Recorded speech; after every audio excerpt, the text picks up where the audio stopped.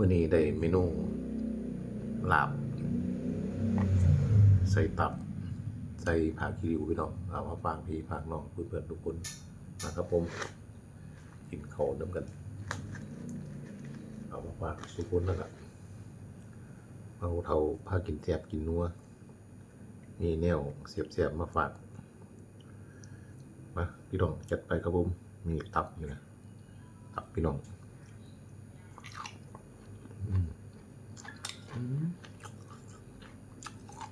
ใส่เลียใส่ดี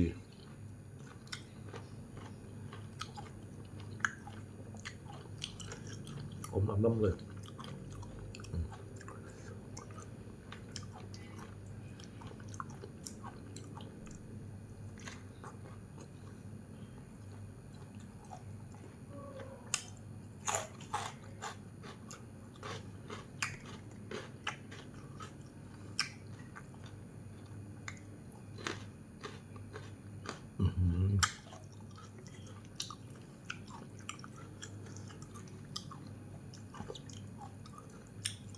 พี่กับเพชรอยู่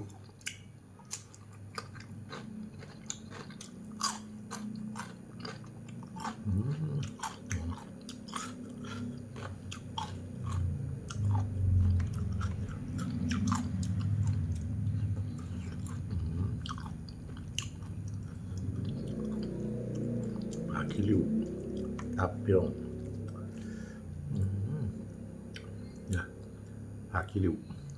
ผักขี้ริ้วนี่ผมเฮ็ดสุกเลยเด้อลวกสุกแล้ว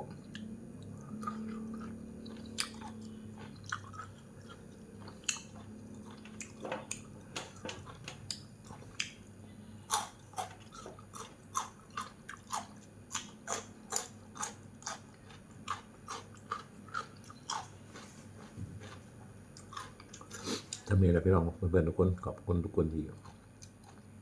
แหวะมาให้กำลังใจกับผมเบาเท่าพากินเสียบกินว่าครับผมฝากกดไลค์กดแชร์กดคอมเมนต์ทักทายให้กำลังใจเนี่ยเด้อเป็น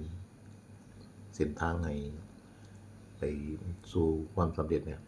ขอบคุณครับ